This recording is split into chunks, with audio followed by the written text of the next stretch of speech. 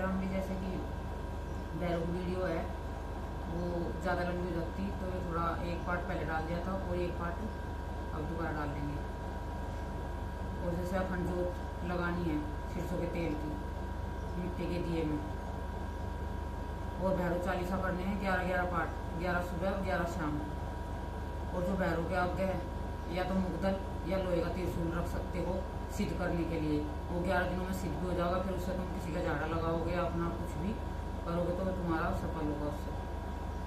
उसे भैरव के आगे रख देना है गंगा जल में साफ करके, और तिलक लगा के चावल रख के उसको पुष्प चढ़ा के कि भैरव बाबा से प्रार्थना करनी, हाथ जोड़ के बाबा जो भी हमारा ये त्रिशूल है या मुगदल है जो कुछ भी तुम रखो इसे सिद्ध करो, और इससे हमारे स्तरों की रक्षा, स्तरों से हमारी रक्षा करना।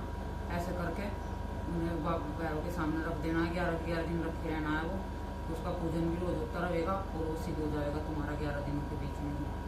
और ब्रह्मचार्य का पालन करना है, बुरी संगत में बैठने से बचना है, फोन से गलत सलत चीज देखने से बचना है, और खाने में कुट्टू की रोटी बना सकते हो, घिया से खा सकते हो, समा के चावल बना सकते हो, उसे दही से खा सकते हो, फलाहार ले सकते हो।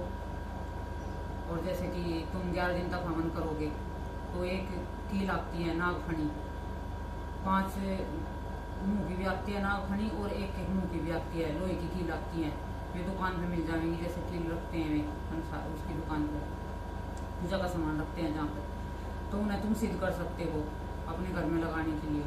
जैसे पंचमुखी है, 5 मुखी नागफणी की कील, तो उसे तुम जैसे हवन कर रहे हो रोज, तो उस हवन कुंड में डाल लो ना उसको। तो जैसे तुम रोज हवन करोगे तो वो सिद्ध हो जाएगी तुम्हारी। फिर उसके बाद तुम्हें जो सा मंत्र भैरव का जप रहे हो तुम, उसी मंत्र को फिर उस पर 21 बार पढ़ के उसकी उसमें से निकाल के हवन में से 11वें दिन जब तुम्हारे पूरे हो जाए व्रत, और उसे फिर फूंक मार देनी है 21 बार मंत्र पढ़ के। फिर उस कील को तुम अपने मेन गेट पे बाहर की तरफ या अंदर की तरफ गाड़ सकते हो। उससे तुम्हारे घर में कोई क्रिया करेगा, तांत्रिक या कोई तुम्हारे शत्रु है, तुम्हें कुछ भी करेंगे तो तुम्हारा कुछ भी नहीं बिगड़ेगा, उससे तुम्हारे घर की रक्षा होगी, घर का सुरक्षा चक्र बनेगा।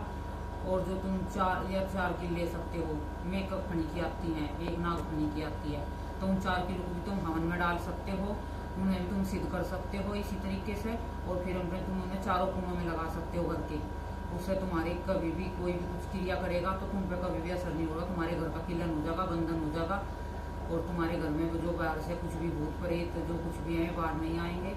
और तुम 11 दिन की साधना करोगे, इससे तुम्हें तुम्हारे घर से नेगेटिविटी दूर जाएगी, और तुम्हें भैरव की सिद्धि भी मिलेगी, और तुम्हारे बिगड़े काम भी बनेंगे।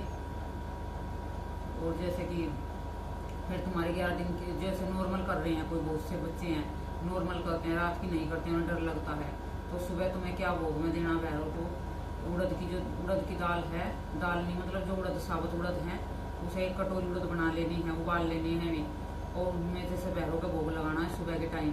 फिर उसमें थोड़ा सा 1 चम्मच घी डाल के, देसी घी, और 1 गुड़ की दली रख के उसके ऊपर उसका भोग लगाना है। फिर उसे भोग लगाने के बाद उसे 1-2 घंटे बाद रखा रहने दे, फिर उसके बाद उसे गाय को खिला दो। रोज ऐसे ही करना है, नॉर्मल के लिए है, जैसे भी सुबह का भोग लगाते हैं, और शाम का मैंने पहली वीडियो में बता ही रखा है।